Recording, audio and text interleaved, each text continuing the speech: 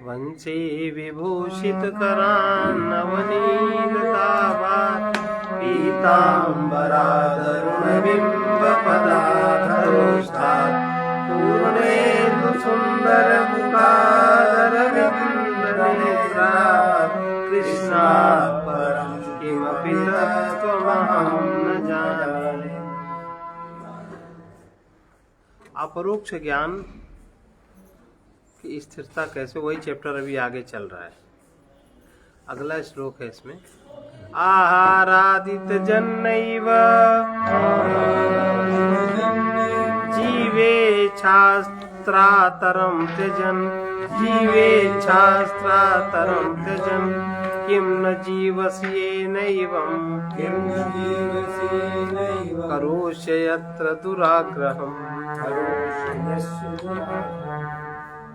आहार आदि का त्याग करने से तो पुरुष जीवित नहीं रह सकता, किंतु अन्य शास्त्रों का त्याग करने से क्या तुम जीवित न रहोगे? तो तुम उसके लिए इतना दुराग्रह करते हो। पूर्व पक्षी कह रहा है कि यदि अन्न पान आदि से ब्रह्माभ्यास में बाधा नहीं पड़ती तो तर्क शास्त्र आदि का अध्ययन करने में भला क्या बाधा रहेगी? इसके उत्तर में आचार्य जी कहते हैं कि अन्न पान आदि और अन्य शास्त्र अध्ययन आदि में बहुत अंतर है। यदि तुम आहार त्याग कर ब्रह्माभ्यास करते रहोगे तो ना तो तुम्हारा जीवन चलेगा, ना ही ब्रह्माभ्यास होगा। किंतु तर्क शास्त्र आदि का अगर पढ़ना त्याग देने से तुम्हारी जीवन हानि न होगी। जिन ग्रंथों को पढ़ने से विपरीत भावना बढ़ती है उनको त्याग देने में ही कल्याण है। उन ग्रंथों को पढ़ने की अपेक्षा ब्रह्माभ्यास करने में समय व्यतीत करना अति उत्तम है। जनकादेह कथम राज्यम् इति चेत् दृढबोधतः तथा तवापि चैतर्कम् पठयद् वा कृषिं कुरु। जनक आदि ने राज्य कैसे किया था, ये तुम ऐसा पूछते हो तो सुनो। उन्होंने दृढ़ बोध होने पर राज्य का कार्य किया। यदि तुम्हारा ज्ञान भी दृढ़ हो तो तुम चाहे तर्कशास्त्र पढ़ो चाहे खेती करो। पुराण और इतिहास ग्रंथों में ऐसे अनेक उदाहरण मिलते हैं जहाँ ज्ञानी पुरुषों ने अनेक प्रकार के लौकिक कार्य किए। उन्हें देखकर इस भ्रम में न पड़ना चाहिए कि ब्रह्माभ्यास में भी बाधक नहीं है। किंतु यदि कदाचित किसी का आत्मज्ञान दृढ़ हो गया, कोई आत्मज्ञानी हो गया है, देह में अनात्मा जगत में मिथ्यात्व बुद्धि जिसकी जागृत हो गई है, यही आत्मज्ञान की दृढ़ता है। देह में अनात्मा और जगत में मिथ्यात्व बुद्धि की जागृति, तो उस ज्ञान में सदा स्थित रहते हुए शेष प्रारब्ध को क्षय करने के लिए लौकिक कार्य किए जा सकते हैं। वो कृषि वाणिज्य या सेवा कुछ भी कर सकता है, न्याय वैशेषिक व्याकरण आदि कुछ भी अध्ययन कर सकता है। ज्ञान की दृढ़ता के कारण ये कार्य करने से विपरीत भावना फिर उत्पन्न नहीं होती, अगर आत्मज्ञान दृढ़ हो गया है तो। मिथ्यात्व वासना दाढ़े प्रारब्ध क्षय कांक्षया अक्लिश्यन्तः प्रवर्तन्ते स्वस्वकर्मानुसारतः। ये जगत के मिथ्यात्व की वासना, जगत मिथ्या है, ब्रह्म सत्य है, और देहात्म भाव न रहे, मैं देह हूँ ये भाव न रहे। अगर इतनी चीजें तब होती जब आत्मज्ञान दृढ़ हो जाता है।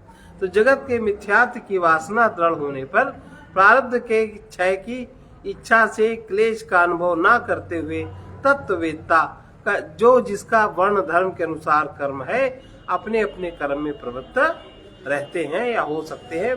प्राचीन काल में ऐसा ही देखा गया। कबीरदास जी अपना काम किए, संत रैदास जी अपना काम किए, तुलसीदास जी ने अपना काम किया।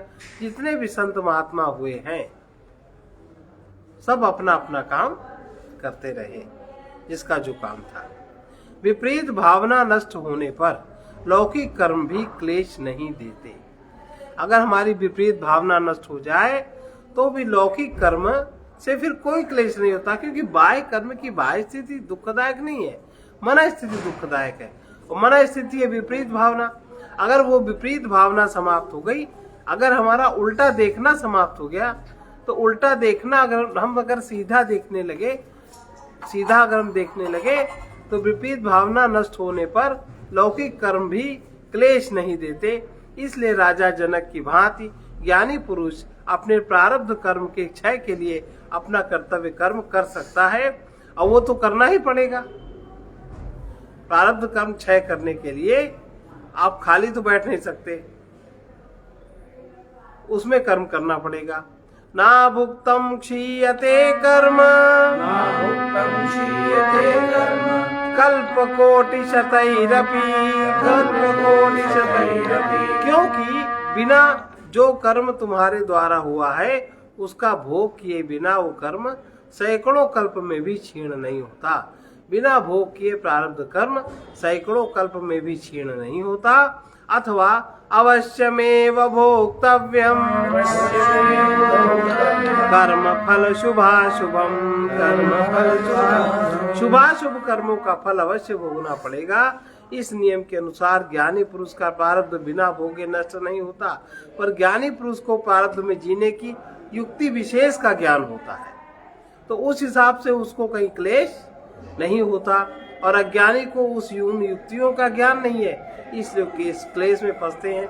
इस नियम के अनुसार ज्ञानी पुरुष का प्रारब्ध बिना भोगे नष्ट नहीं होता, अतः वो अपने ज्ञान में स्थित रहते हुए अपना कर्तव्य करता है और प्रारब्ध को छीन कर विधेय मुक्त हो जाता है। उसे कर्म करने में और उनका फल भोगने में कोई क्लेश का अनुभव नहीं होता। अति प्रसंगो माशंक्यः स्वकर्म वशवर्तिनां, अस्तु वा कोत्र शक्येत कर्म वारयितुं वद, कर्म वारयितुं वद।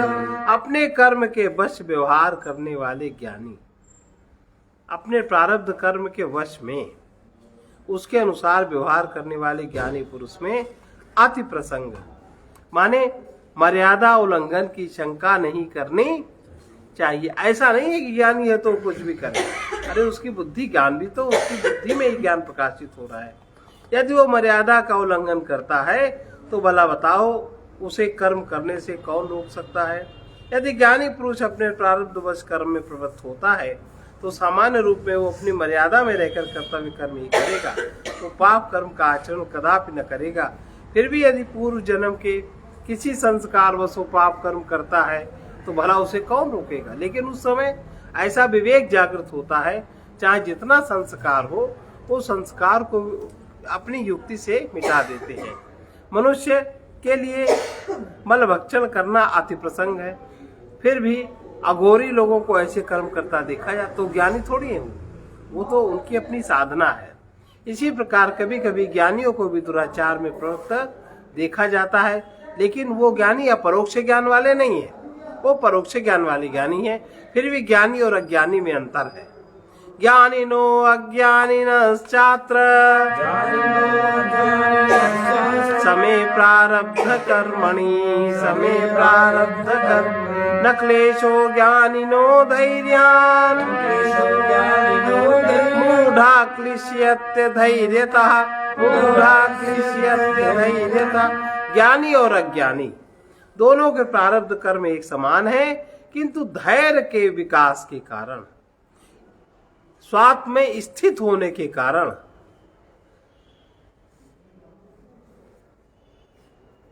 फर्क इतना है। स्वात्म में स्थित होने के कारण उससे जो धैर्य प्राप्त होता है, ज्ञानी को बिल्कुल क्लेश नहीं होता, किंतु अज्ञानी अपने अधैर्य के कारण क्लेश भोगता है। ज्ञानी और अज्ञानी अपने अपने प्रारब्ध कर्मों का फल एक समान भोगते हैं। उस अवस्था में दोनों एक समान है, किंतु उन दोनों के भोगने की अवस्था एक समान नहीं है। ज्ञानी धैर्यवान है, इसलिए प्रारब्ध भोग के समय भी दुखी नहीं होता। इसके विपरीत अज्ञानी मनुष्य अपने अधैर्य के कारण उन्हीं परिस्थितियों में दुखी होता है, क्योंकि ज्ञानी जगत को मिथ्या समझता है और सारा प्रारब्ध, सारी परिस्थिति जगत और शरीर के ऊपर, मन के ऊपर। जो चीज मिथ्या है तो उसमें बहुत क्लेश की क्या जरूरत। तो दोनों ज्ञानी अज्ञानी मनुष्य अपने अधैर्य के कारण उन्हीं परिस्थितियों में दुखी होता है। और ज्ञानी मनुष्य अपने अधैर्य और अहंकार के कारण वो इतनी उसकी जड़ बुद्धि होती है, उसको लगता है हम जो कर रहे हैं वही ठीक, हम जो करेंगे वही ठीक, तो इसके कारण वो बहुत दुख उसको भोगना पड़ता है। ज्ञानी और अज्ञानी पुरुषों के सामने बाहरी परिस्थितियां एक सी उपस्थित हो तो उनके प्रति वे दोनों एक समान प्रतिक्रिया न करेंगे।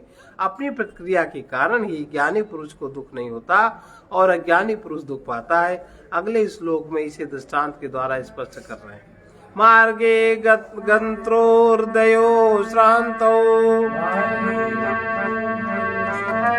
समायामाप्य दूरताम समायामाप्य दूर जानन धैर्याद द्रुतम गच्छेद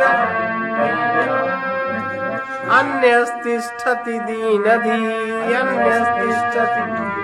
मार्ग में चलने वाले दो पुरुष एक समान रूप से थकते हैं। मार्ग में चलते हैं, दोनों को थकान होगी, किंतु जो पुरुष जानता है कि गंतव्य स्थान दूर नहीं है वो धैर्य से जल्दी चला जाता है, और दूसरा व्यक्ति ज्ञान न होने के कारण अधीर होकर वहीं बैठ जाता है। आचार्य मार्ग में जाने वाले दो पुरुषों का बहुत उपयुक्त दृष्टांत देते हैं। दो पुरुष यात्रा करते हुए किसी गंतव्य स्थान की ओर जा रहे हैं। मार्ग में पैदल चलने के कारण दोनों को थकान लगती और आगे बढ़ना कठिन दिखाई देता, किंतु एक पुरुष जानता है कि अगले मोड़ में घूमते ही मैं अपने लक्ष्य पर पहुंच जाऊंगा, और दूसरा व्यक्ति इस बात को नहीं जानता। इस ज्ञान के कारण जो जानता है उसका धैर्य नहीं छूटता और वो थक जाने पर भी शीघ्रता से आगे बढ़ता जाता है, किंतु दूसरे व्यक्ति को ज्ञात नहीं कि अभी उसे कितना चलना है, इसलिए उसका धैर्य टूट जाता है और लक्ष्य के निकट पहुंचकर भी बैठ जाता है और दुखी होता है। जीवन भी एक यात्रा है। इस जीवन का प्रारब्ध भोगने के बाद ज्ञानी को अपनी मंजिल मिल जाती है। वो उसे भली भांति जानता है क्योंकि मंजिल में ही है वो, इसलिए वो धैर्य पूर्वक अपना प्रारब्ध देखता चलता है। प्रारब्ध से जो भी आता है वो भी देखता, नहीं आता वो भी देखता। अज्ञानी व्यक्ति को अपने दुखों का अंत दिखाई नहीं देता, इसलिए वो धैर्य छोड़कर क्षण क्षण में दुखी होता है। साक्षात कृतात्मधि सम्यग विपर्यय बाधिता विपर्यय बाधिता किमिच्छन कस्य कामाय शरीरम अनुसंजरत। इस प्रकार जिसे साक्षात आत्मज्ञान हो गया है और जिसकी विपरीत भावना भली भांति नष्ट हो गई है वही आत्मज्ञानी है। वो किसकी कामना के लिए, किस वस्तु की इच्छा के कारण शरीर में अनुतप्त होगा। यहाँ श्रुति के विचारणीय श्लोक की प्रथम पंक्ति की व्याख्या पूरी हुई। उसका तात्पर्य यह है कि ज्ञानी पुरुष को अपने आत्मस्वरूप का अपरोक्ष ज्ञान प्राप्त हो जाता है और उसकी विपरीत भावना सदा के लिए समाप्त हो जाती है। उसमें आत्मबोध में उद्दृढ़ हो जाता है। यह आत्मज्ञान की पूरी स्थिति है। इस स्थिति को प्राप्त मनुष्य ही समस्त कामनाओं से मुक्त हो जाता है। अब न कामना करने वाला बना रहता है, न काम्य पदार्थ रहते हैं, इसलिए वो शोक निवृत्त होकर परम तृप्ति पा लेता है। अगले श्लोक में इस कामना त्याग की स्थिति का वर्णन करते हैं जिसका नाम है किमिच्छन। ये अध्याय पहले हो चुका, इसलिए इसकी समाप्ति यहीं पे, इस अध्याय की समाप्ति यहीं पे की जाती है। अब इसका दूसरा अध्याय चलेगा। श्री राम जय राम जय जय राम, श्री राम जय राम जय जय राम, श्री राम जय राम जय जय राम, श्री राम जय राम जय जय राम, श्री राम जय राम जय जय राम, श्री राम जय राम जय जय राम। परमार्थ पथ में चलते हुए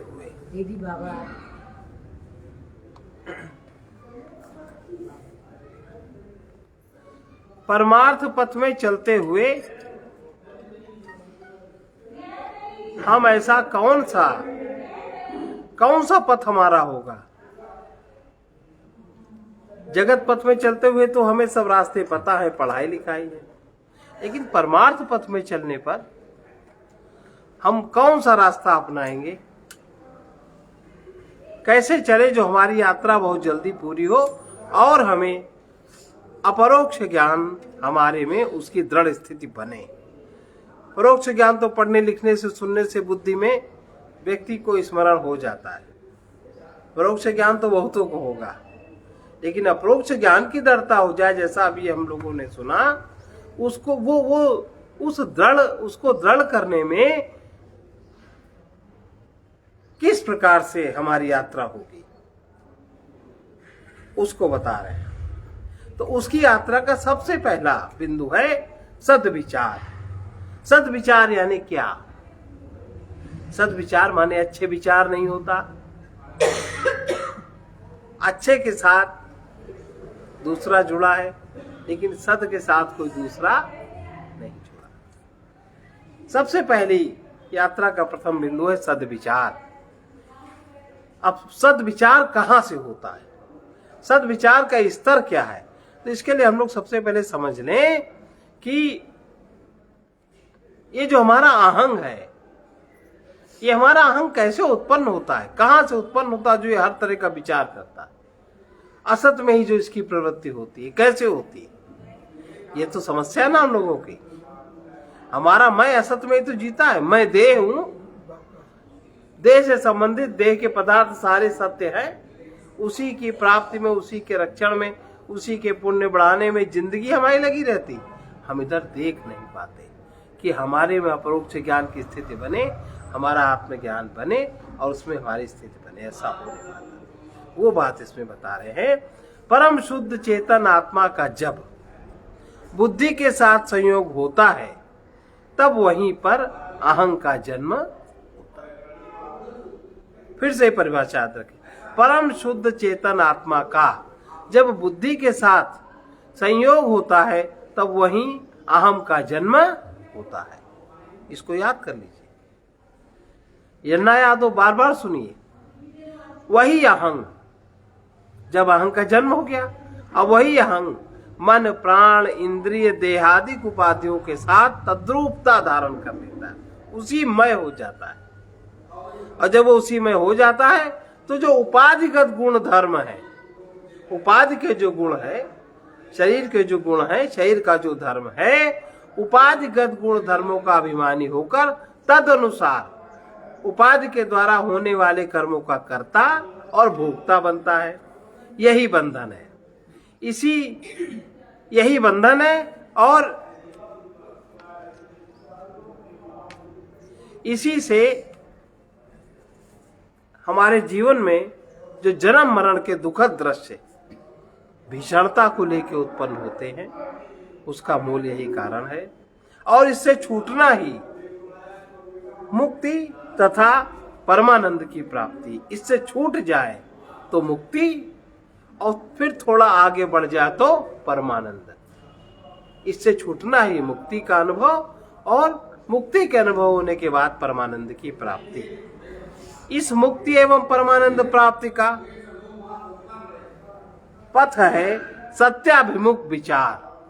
मुक्ति का और परमानंद का जो पथ है, वो है सत्य से अभिमुख विचार, सत्य की तरफ जाने वाले विचार, सत्याभिमुख विचार। मनुष्य अपने ही विचारों के द्वारा सत्य, शांति, सुख और स्वर्ग की ओर गतिशील होता है, और अपने ही दूसरे प्रकार के दूषित प्रकार के विचारों द्वारा अधोगति को प्राप्त करता है। निष्कर्ष यही है कि नरक और स्वर्ग के पथ केवल तुम्हारे विचार हैं। पाप पुण्य की ओर, प्रकाश या अंधकार की ओर तुम अपने विचार पथ द्वारा ही यात्रा करते हो। ध्यान रहे कि तुम्हारे विचारों में जिस प्रकार के गुण रहते हैं, उन्हीं गुणों से रंगे हुए वातावरण से तुम अपने को घिरा पाओगे। विचारों में जिस प्रकार के गुण रहते हैं, उन्हीं गुणों से तुम उन्हीं गुणों के रंगों से, अपने वातावरण से तुम अपने को घिरा हुआ पाओ। तुम्हारे विचारों से ही अपवित्रता रूपी दुर्गंध फैलती है, और पवित्रता रूपी सुगंध भी फैलती है। दुर्गंध से तो आसपास के लोगों को मस्तिष्क गंदा करने में तुम अपराधी बनते हो। जब दुर्गंध फैलती है तुम्हारे विचारों से, तो जो आसपास के लोगों के मस्तिष्क है उनके सूक्ष्म तरंगे में उनको मस्तिष्क को प्रभावित करती हैं और उनके मस्तिष्क को गंदा करने के कारण तुम उसके अपराधी बनते हो। और यदि सुगंध फैलती है तो अपने निकटवर्ती संसार के मस्तिष्क को तुम प्रफुल्लित और स्वस्थ बनाने के पुण्यभागी होते हो। ये स्वाभाविक पुण्य पाप है, स्वाभाविक। अब आज हमारे भीतर जैसा कुछ स्वभाव गुण है वो तुम्हारे ही किसी समय के विचारों का फल है। इसी प्रकार तुम्हारा भविष्य भी आज के विचारों पर ही निर्भर है। इसलिए विचार की शक्ति को सावधानी से इस्तेमाल करना चाहिए। तुम अपने विचारों से घटनाओं के निकटवर्ती पदार्थों को जिस तरह ढकते रहते हो उसी तरह दूसरे की आत्माओं को भी अपने ही विचारों का आवरण पहनकर देखते हो। दूसरे को भी उसी तरह देखते हैं। तुम्हारे विचारों की शक्तियां ही तमाम बातों को स्वरुचिपूर्वक रूप दिया करती हैं। तभी तो सूक्ष्मदर्शी महात्माओं को दिखता है कि यह विश्व विचार का ही विकार है। ये जो विश्व जो तुम्हारे आसपास है, जिसको विश्व माने शरीर, विश्व माने स्थूल देह का नाम विश्व है, तो ये जो विश्व विचार का ही विकार है। सूक्ष्मदर्शी लोग ऐसा जानते हैं कि तुम्हारा शरीर इस समय जिस स्थिति में है वो तुम्हारे ही सूक्ष्म विचार का विकार है। अपने जीवन उद्देश्य को तभी सफल हम लोग बना पाएंगे जबकि अपने संपूर्ण विचार प्रवाह को उद्देश्य की ही ओर लगा देंगे। अपने विचारों से अलग हम हो नहीं सकते क्योंकि मन का विचारों के साथ अभिन्न संबंध है, परंतु विचारों के परिवर्तन से तुम भिन्न पथगामी हो सकते हो। अज्ञानी तो बिना सोचे समझे अपने विचारों के पथ से चलता है, पर ज्ञानी विवेक दृष्टि से अच्छे पवित्र विचार पथ पर यात्रा करता है। तुम्हारे समस्त कार्य तुम्हारे ही भले या बुरे विचारों के चित्र हैं जो पहले मन में छिपे थे फिर आज दृष्टिगोचर हो रहे हैं। इसी प्रकार तुम्हारा भविष्य आज के विचारों की नींव में गठित हो रहा है। तुम उसी पदार्थ को, चाहे वो किसी भी क्षेत्र का हो, अपनी ही ओर आकर्षित करते हो जिसके लिए तुम्हारे अंतर में विचार होते रहते हैं। प्रेम में विचारों के द्वारा तुम अपने प्रेमास्पद को आकर्षित करते हो और इसी प्रकार भ्रम एवं द्वेष के विचारों द्वारा शत्रु को अपनी ओर आने का पथ देते हो। इसलिए द्वेष और शत्रुता का विचार नहीं करना चाहिए, उसके अनुसार जो कर्म है उसको करना चाहिए।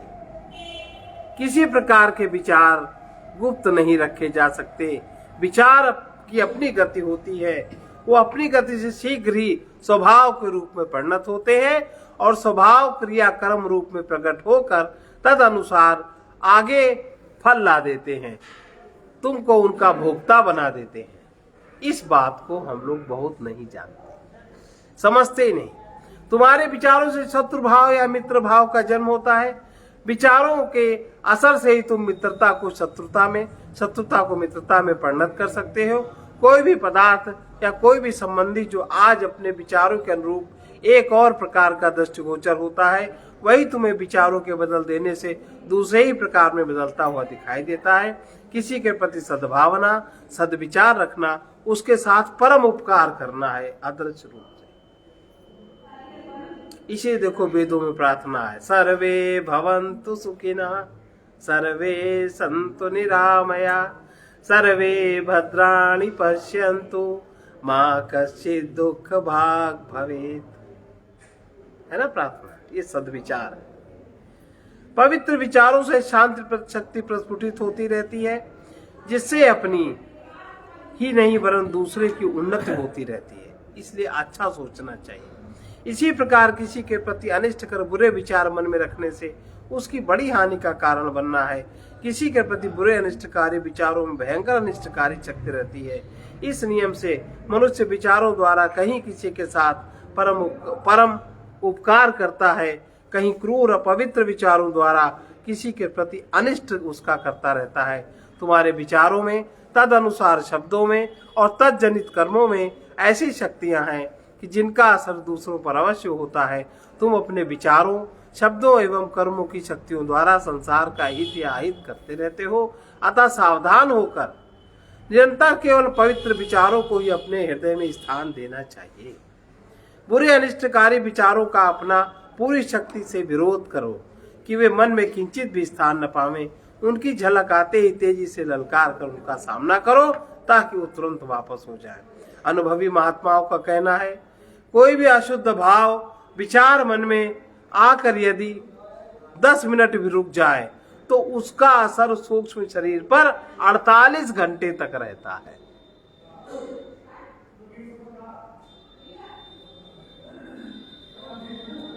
और अगर कोई अच्छा विचार आके रुक जाए तो उसका असर सूक्ष्म शरीर में 78 घंटे रहता है। इतना फर्क है, स्मरण रहे। तुम अपने ही विचारों, अभिलाषाओं द्वारा अपनी वर्तमान या भविष्य सृष्टि रचते रहते हो और बिगाड़ते भी रहते हो। यदि तुम दुखी होना पसंद नहीं करते तो निरंतर पवित्र सुखदायी विचारों से ही अपने को भरे रहो। निराशा, भय, घृणा, द्वेष आदि से भरे हुए विचारों को कभी मत आने दो। यदि पवित्र परोपकार पूर्ण भाव में विचारों से अपने को तन्मय रखोगे तो शीघ्र ही वे विचार तुम्हारे बाह्य जीवन में अच्छी दशाओं के रूप में परिणत हो जाएंगे। आपका हर एक विचार अपनी शक्ति के अनुकूल दिशा में फैलकर अपना प्रभाव डालता है और उधर से अपने रूप के अनुसार उसी प्रकार का बल लाता है जिससे विचारानुसार गुण धर्म की पुष्टि होती रहती है। जितने भी पवित्र स्वार्थ रहित विचार हैं वे तुम्हारे लिए शांति और प्रसन्नता के लाने वाले दूत हैं। तुम्हारे विचारों में जिस प्रकार के गुण धर्म पूर्ण आदर्श होगा उसके चिंतन मनन से उसी प्रकार के गुण धर्म स्वभाव पुष्ट होकर आपके व्यक्तित्व में परिलक्षित होंगे, चरितार्थ होने लगेंगे। इसलिए निरंतर पवित्र आदर्श को ही अपने विचारों में स्थान दो तो तुम अपने को वैसा ही पाओगे। विचारों की उत्तम प्रवृत्ति से ही शांति, सुखपूर्ण भविष्य बनता है। अतः अनुचित दुर्गुणोत्पादक विचारों का दमन करो और साथ ही सारी शक्ति में उसका बहिष्कार करो, तभी तुम वीरता से विजयी हो सकोगे। तुम अपने विचारों से स्वयं नियंत्रित होकर मूर्ख मत बनो। अपने विचारों से नियंत्रित होकर मूर्ख मत बनो। होता क्या है, आपको जब कोई अच्छा राय, अच्छा विचार, कोई सत्संग, प्रवचन, कुछ भी ऐसी बात होती जो आपके हित की होती है तो आपको लगता है मेरे मन में तो ये, और आप वही करते हो जो आपके मन में होता है। फिर कहते हो हमने तो ऐसा नहीं किया, हमने तो ऐसा किया, फिर भी हमारे साथ ऐसा क्यों हो गया। इसलिए अनुचित द्रुणोत्पादक विचारों का दमन करो, साथ और शक्ति से उनका बहिष्कार करो, तभी तुम वीरता से विजयी हो सकोगे। अपने विचारों से स्वयं नियंत्रित होकर मूर्ख मत बनो, वरन विचारों में स्वेच्छित विधि से नियंत्रण रखो। यही तुम्हारी बुद्धिमानी होगी।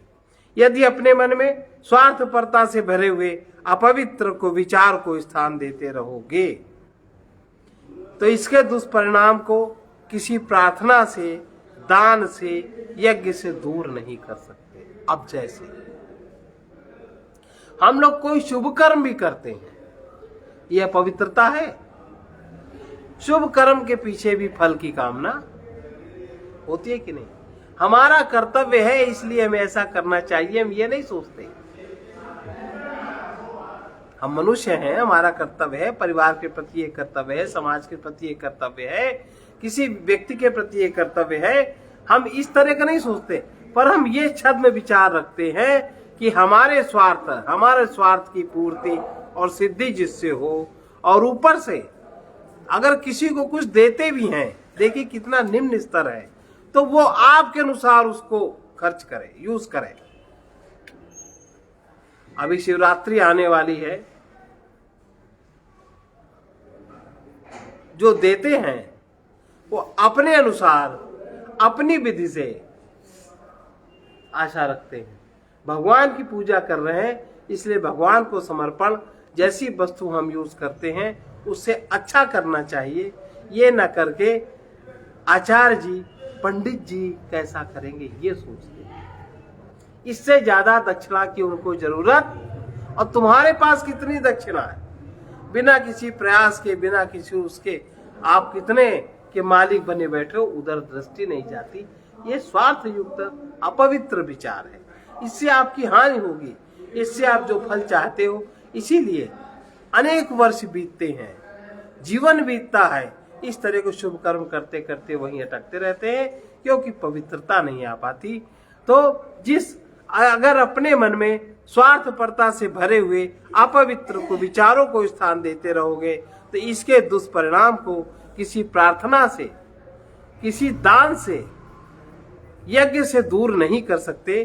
कुविचारों के कुफल को केवल सद्विचारों से निराकरण करते हुए अपना भविष्य उज्जवल बन सकता है। कुपथगामी जीवन का उद्धार केवल पवित्र विचारों से ही हो सकता है। जिनके विचारों में सद्गुण की सचेतन मूर्ति खेलती है और विजयी जीवन केवल उन्हीं का देखा जाता है। निरंतर पवित्र विचारों द्वारा ही आत्मबोध का द्वार खुलता है, अपरोक्ष ज्ञान की स्थिति बनती है। समीपवर्ती सजीव या निर्जीव संसार में अपने विचारों का ही प्रभाव डालते रहते हो, और यदि आपके विचार दृढ़ निर्बल हैं तो तुम अपने समीपवर्ती संसार के विचारों से प्रभावित होते कुछ भी हो, अंदर बाहर से कुछ भी हो, अपने ही विचारों के फलस्वरूप है। जैसा हमने विचार किया वैसा हमें आकार प्रकार मिल गया। अपने किसी भी प्रकार के उद्देश्य में तभी सफल हुआ जा सकता है जबकि अपने संपूर्ण विचार प्रवाह को अपने उद्देश्य के लिए ही प्रवाहित कर दो। जैसा बनना चाहते हैं वैसे विचारों से अपने हृदय को भर दें। आदत बनानी हो तो तदनुसार पवित्र आदर्श के विषय में ही विचार करते रहो। इससे अपने विचार में दुर्गुण दुर्गंध की जगह सद्गुण सौरभ प्राप्त होगा। जिस तरह अपने विचारों से संबंधित इस भौतिक संसार की किसी भी वस्तु को किसी न किसी दिन प्राप्त कर लेते हो, जैसा सोचते हो वो वस्तु कभी न कभी प्राप्त हो ही जाती है। उसी प्रकार अन्य लोगों के अलौकिक पदार्थों को भी तुम अपने विचार पर द्वारा ही कभी न कभी प्राप्त अवश्य करो। देवलोक में अदृश्य देवताओं की से भक्ति के विचारों द्वारा ही संबंध स्थापित होता है। अब देखो, देवलोक में अदृश्य देवताओं से भक्ति के विचारों के द्वारा ही संबंध स्थापित होता है और वे शक्तियां विचार पद द्वारा आकर्षित होकर आपकी सहायता करती है। नियम तो ये है, विचारों के द्वारा ही तुम या तो दृश्य अदृश्य वायुमंडल में देव रूपों की सृष्टि करते हो या शैतान की मूर्ति करते हो। देव रूपों से सबका हित होता है और असुर रूपों से सबका अहित होता है। तुम अपने रचित विचार रूपों के तदनुकूल संबंधियों के पास भेजते रहते हो। विचारों का रूप भी होता है, विचारों का रंग भी होता है। यह रूप दिव्य दृष्टि वाले महापुरुषों को स्पष्ट दिखता है, जिनका भाव शरीर जागृत हो गया है। सुंदर विचारों का रूप भी मनोहर रंग रूप में सुसंगठित होता है, सुगठित होता है, और भयानक विचारों का रूप रंग भी भयानक भद्दी आकृति प्रकृति का होता है। व्यक्ति का शरीर के पीछे जो भाव शरीर है, इसको औरा कहते हैं, उसमें वो आकृति स्पष्ट दिखती है, और सूक्ष्म शरीर में ये आकृतियां स्पष्ट रूप से दिखाई पड़ती हैं, जिनकी भाव दृष्टि खुल जाती है। ये कोई मानने की चीज नहीं। इसीलिए जो भयानक विचार है उनका रूप रंग भी भयानक भद्दी आकृति प्रकृति का होता है, और बहुत दिनों तक वही विचार स्थिर रहने पर चेहरे पर भी वही आकृति झलकने लगती है। ऐसा महसूस करते हैं कि नहीं? यह मनुष्य का चेतन आत्मा वास्तव में चार शरीरों को पूर्णतः मनुष्य रूप में दृष्टिगोचर होता है। एक देह तो वासनात्मक देह है, जो व्यवहार जगत में हम जिस शरीर को प्रयोग करते हैं वो 4 प्रकार की देह हैं। एक शरीर तो वासनात्मक देह है, दूसरा मानस देह है, तीसरा विज्ञानमय देह है और सब आनंदमय आत्मा का चेतन स्वरूप है।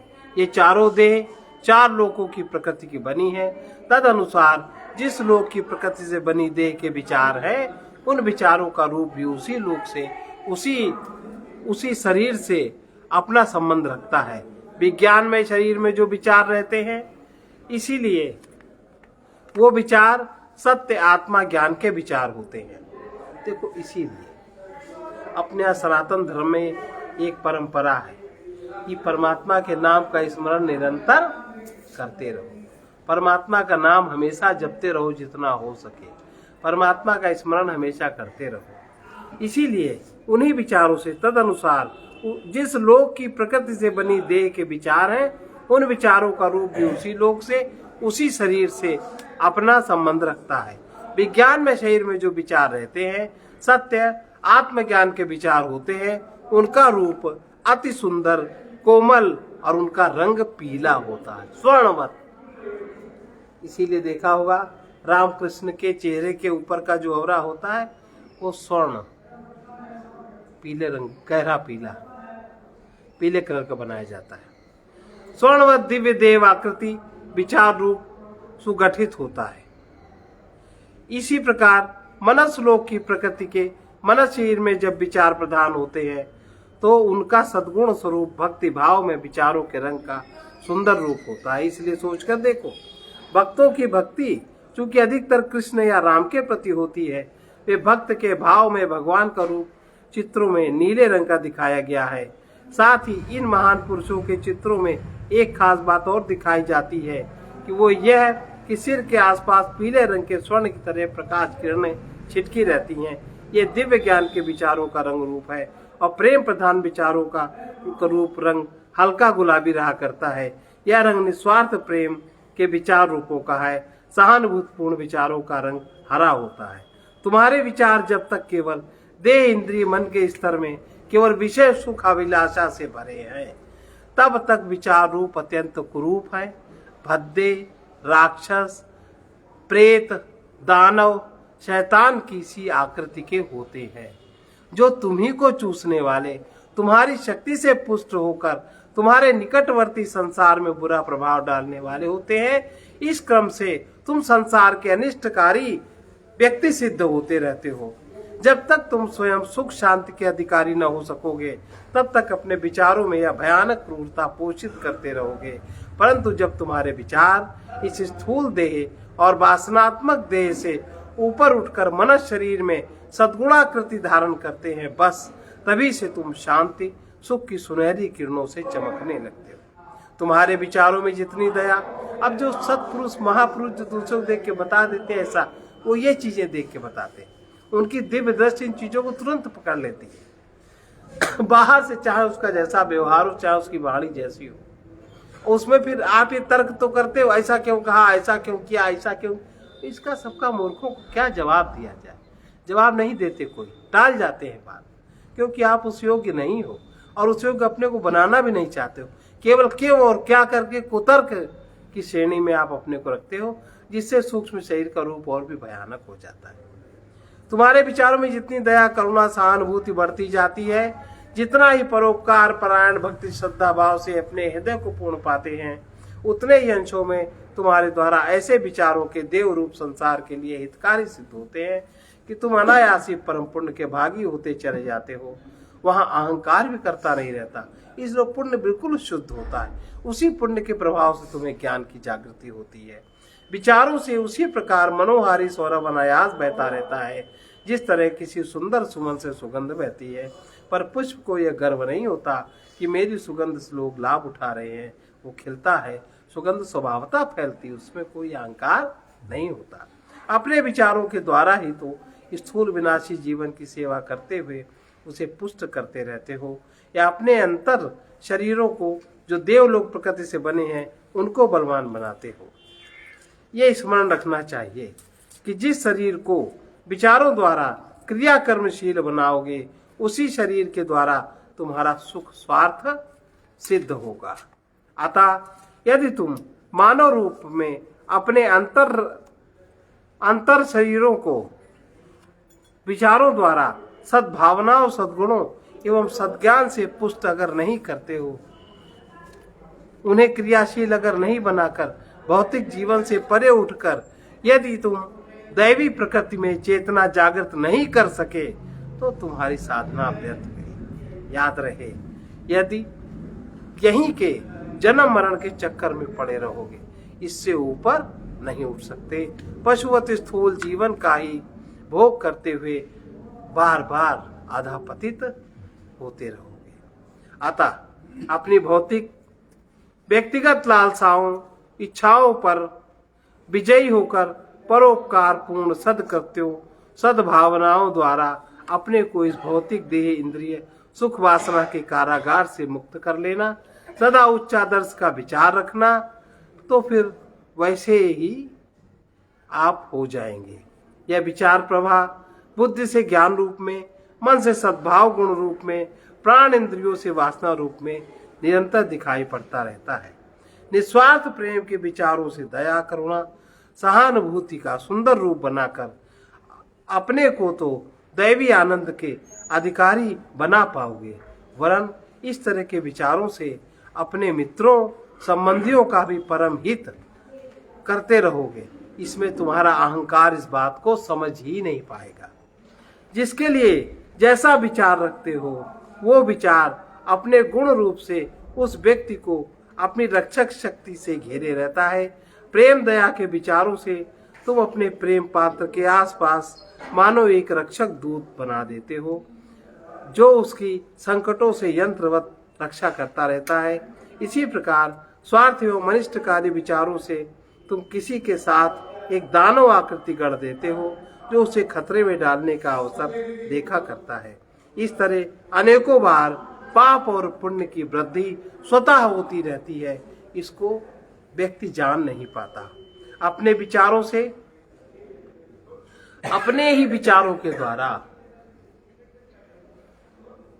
मृत जीवों को परलोक में भी सहायता दी जा सकती है, और अपने अधम विचार वासनाबद्ध नीचे लोकों में नरक दुख का भोग कर रहे जो तुम्हारे संबंधी हो, इसी प्रकार उच्च पवित्र आत्माओं से विचार चिंतन द्वारा श्रद्धा भक्ति में संबंध स्थापित कर उनसे उच्च लोकों से इस भूलोक में आशीर्वाद सहायता प्राप्त कर सकते हैं। इसीलिए कहा जाता है, जिस कुल में एक महात्मा पैदा हो जाए उसकी 21 पीढ़ी तर जाती। फिर से सुनिए यही बात, अपने विचारों से मृत जीवों को परलोक में भी सहायता दे सकते हो, जो कि अधम वासनाबद्ध नीचे लोकों में नरक दुख का भोग कर रहे हों, पर जो तुम्हारे संबंधी हों।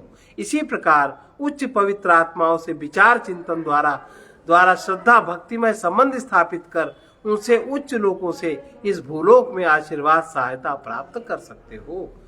और ऐसे व्यक्तियों को जिनके उच्च आदर्श विचार हैं, इस तरह की दिव्य शक्तियां उनको घेरे रहती हैं, तभी ऐसे लोगों का कोई अनिष्ट करने में समर्थ नहीं होता। एक गुप्त रहस्य की बात और समझ लेनी चाहिए कि कहीं भी किसी के प्रति भी जहां तुम्हारे विचार श्रद्धा भक्ति का रूप धारण करने अचानक कोई व्यक्ति है, श्रद्धा का, भक्ति का, प्रेम उसके सामने आते ही ये भावनाएं अगर जागृत होने लग जाएं, तो उसी व्यक्तित्व के द्वारा तुम्हें महानता के दर्शन होते जाएंगे। वरन तुम उस व्यक्तित्व में जहां सर्वसाधारण लोगों को कुछ भी विशेषता नहीं दृष्टिगोचर होती, वहीं तुम्हें महानता, ईश्वरत्व महिमा का बोध होगा, क्योंकि सत्य सर्वत्र पूर्ण है। उसे तुम श्रद्धा भक्ति के विचारों से कहीं भी आवाहन कर सकते हो। तभी तो कहा गया है, हरि व्यापक सर्वत्र समाना, व्यापक सर्वत्र समाना, प्रेम से प्रकट होई मैं जाना, प्रेम से प्रकट होई मैं जाना। श्रद्धा प्रेम में विचारों में ही वो शक्ति है कि जिसके द्वारा परमानंद का दिव्य द्वार खुल जाएगा। एक मनुष्य का विचार दूसरे मनुष्य पे तुरंत असर डालता है। एक कुटुंब के विचार दूसरे कुटुंब पर तुरंत अपना असर डालते हैं। इसी प्रकार एक जाति के विचार दूसरी जाति के सम्मुख खड़े होते हैं और एक देश के विचारों का असर दूसरे देशों के सामने तुरंत ही परिलक्षित हो जाता है। दीवार बनके उनकी रक्षा करता है। विचारों के असर में समानता में तो प्रभाव पड़ता ही है और असमानता में भयंकर युद्ध होता है। जब समान विचारों की समान स्थिति होती है तो अच्छे संबंध बनते हैं, अच्छा प्रभाव पड़ता है, और असमानता जब होती है तो भयंकर युद्ध होता है, प्रतिवाद खड़ा हो जाता है। इन सब बातों की जड़ मनुष्य के विचार है।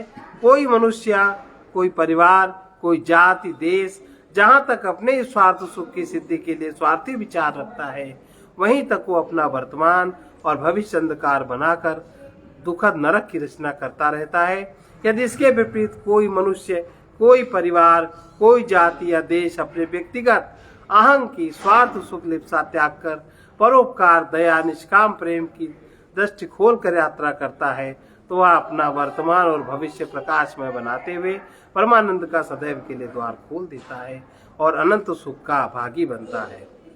इसलिए यही सद्विचार का पथ है, जिसके द्वारा हम साधना के पथ में ऊंचे ऊंचे सोपानों की सीमा में चढ़ते हुए देवत्व की सीमा में पहुंच जाते हैं। आज जहां तक अपने असद विचार पथ के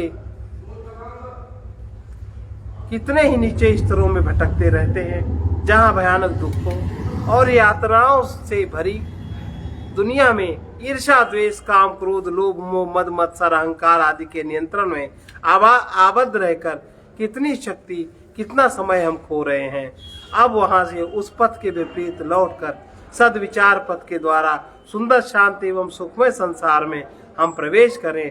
वहां मैत्री, सहानुभूति, समता, सुशीलता, संतोष, सरलता, सहनशीलता, साहस, क्षमा आदि सद्गुण रूपी दिव्यता से सुरक्षित, सुसज्जित होकर हम अपने परम लक्ष्य परमानंदमय परमात्मा से तन्मय हो सकेंगे और आत्मबोध, आत्मज्ञान में स्थित हो सकेंगे। इस सद्विचार के पथ से ही धर्म में पवित्र आचरण बनता है, क्योंकि जब तक कुछ करना है तब तक धर्म का आश्रय तो लेना ही होगा। जिसके धारण करने में भय रहित शांति, बल की प्राप्ति हो, वही धर्म है। धैर्य, क्षमा भाव, इंद्रिय दमन, लालच, चोरी का त्याग, अंतर्बाहर की शुद्धि, मनोनिग्रह, विद्या, बुद्धिमत्ता, सत्य भाषण को त्याग धर्म के लक्षण है। किसी संत की धर्म के विषय में ऐसी सम्मति है। परहित सरिस धर्म नहीं भाई, परहित सरिस पर पीड़ा सम नहीं यद भाई, पर पीड़ा सम नहीं यद भाई। धर्म की दूसर सत्य समाना, धर्म की दूसर सत्य समाना। आगम निगम पुराण बखाना, आगम निगम पुराण परम धर्म सुखी विदित अहिंसा, परम धर्म सुखी विदित अहिंसा। पर निंदा सम अघनग हिंसा, पर निंदा सम अघनग हिंसा। इस प्रकार व्यास जी ने महाभारत में 18 पुराणों में केवल एक हित की बात कही। अष्टादश पुराणेषु व्यासस्य वचनद्वयम्, व्यासस्य वचनद्वयम्। परोपकारः पुण्याय, परोपकारः पुण्याय, पापाय परपीडनम्, पापाय परपीडनम्। यानी परोपकार ही पुण्य है, धर्म है, परपीड़ा ही पाप है। संतों महात्माओं के ये सभी शब्द बहुत सुंदर और सार गर्भित हैं। अपने विचार पथ में चलते ही इनको ग्रहण करना होगा। अतः आगे इसमें जिस बात की आवश्यकता है, वो इस में जिस बात की आवश्यकता है वो है सद्विवेक। वो सद्विवेक कैसे जागृत हो कि जो हमारी आत्मबोध में दृढ़ता उसे प्राप्त करने के लिए हमें अपने पथ पर अग्रसर होना है। सत्य धर्म वीरों का पथ है, सत्य धर्म वीरों का पथ है, इसमें दुर्बल आ न सकेंगे, इसमें दुर्बल आ न सकेंगे।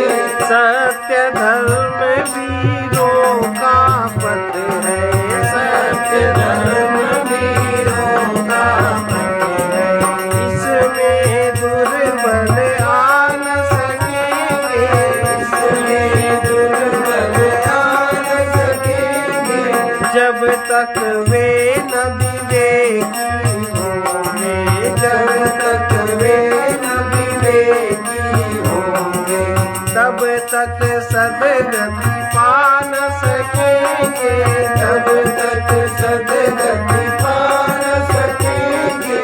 दिखते लाखों नर आकृति में, दिखते लाखों नर आकृति में, असुर प्रकृति के अति अभिमानी, असुर प्रकृति के अति अभिमानी।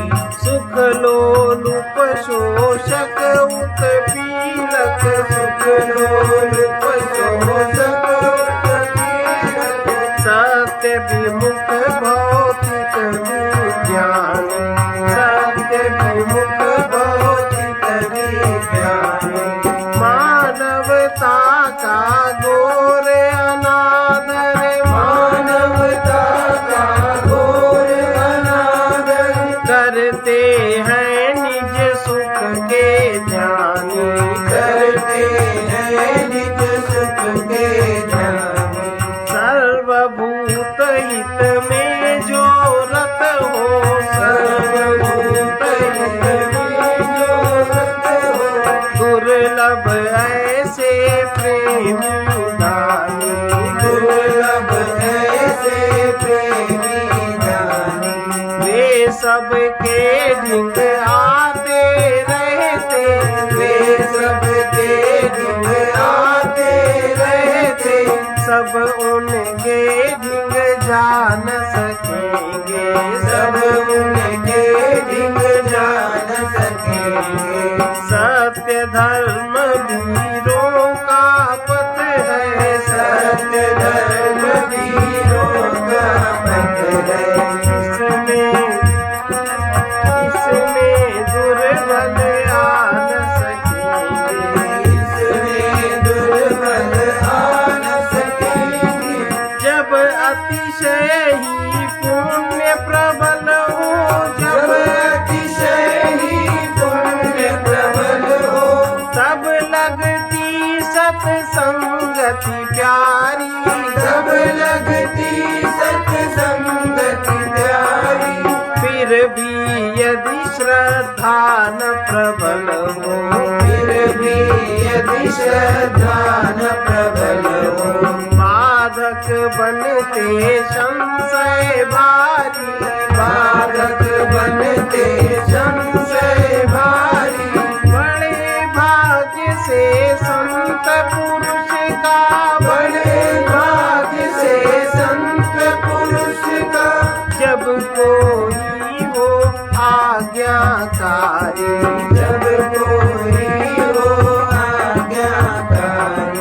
तब मानव सद्भाव पूर्वक, तब मानव सद्भाव पूर्वक बन जाता है पर उपकारी, बन जाता है पर उपकारी। हितप्रद सेवा के बिन कोई, हितप्रद सेवा के बिन कोई।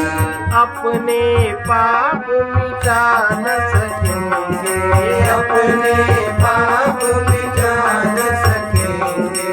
सत्य धर्म वीरों का पथ है, सत्य धर्म वीरों का पथ है। इसमें दुर्बल आ न सकेंगे, इसमें दुर्बल आ न सकेंगे। तब तक वे न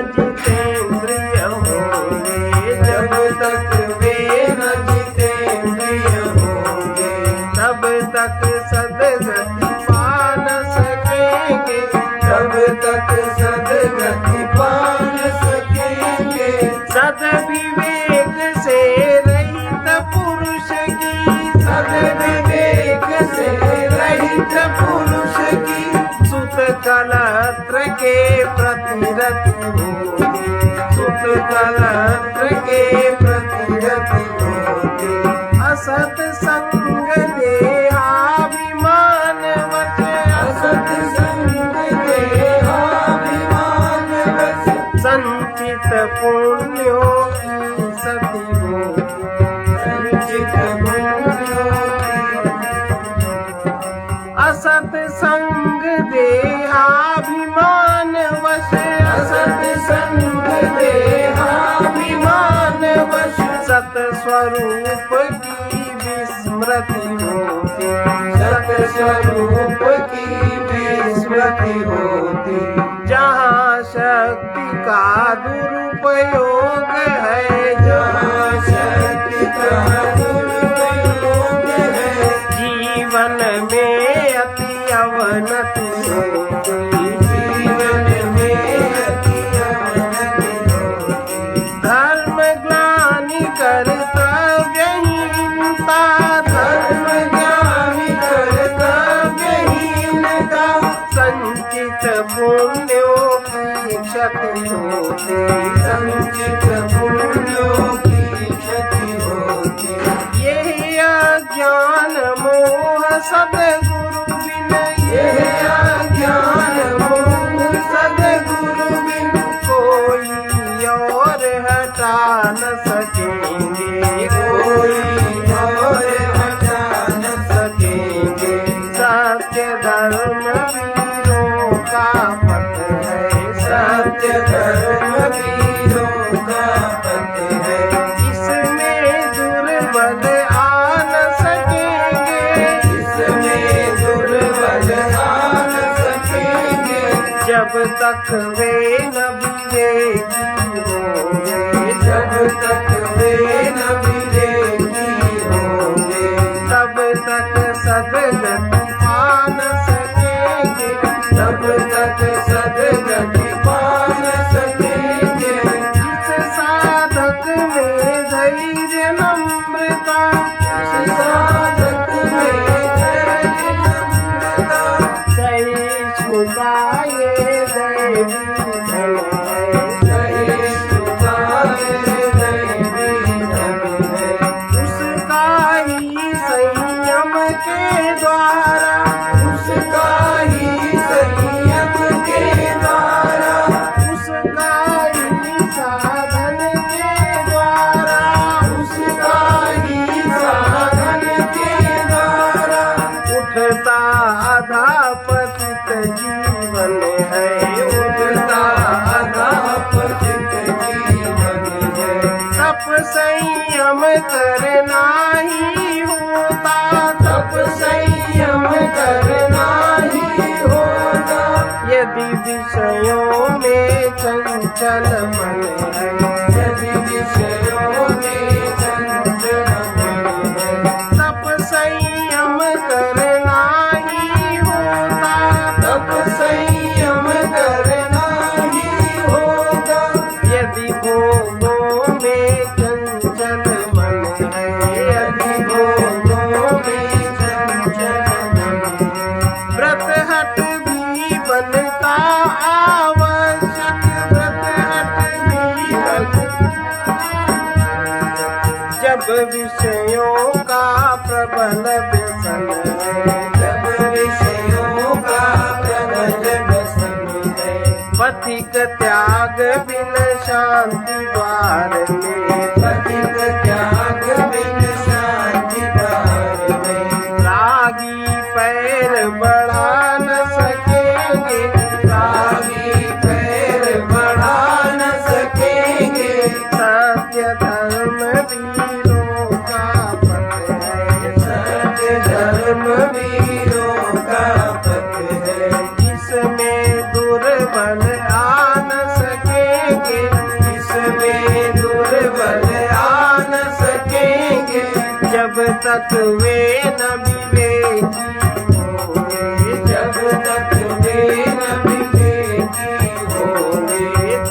तक सदगति पा न सकेंगे, तब तक सदगति पा न सकेंगे। सत्य धर्म वीरों का पथ है, सत्य धर्म वीरों का पथ है। इसमें दुर्बल आ न सकेंगे, इसमें दुर्बल आ न सकेंगे। संत वचन है व्यक्तित्व से स्वरूप तक पहुंचने का मार्ग ही धर्म है। अहंकार से शून्य होने पर स्वरूप का बोध होता है, जिससे सद्गुणों का विकास हो, वो धर्म पथ है।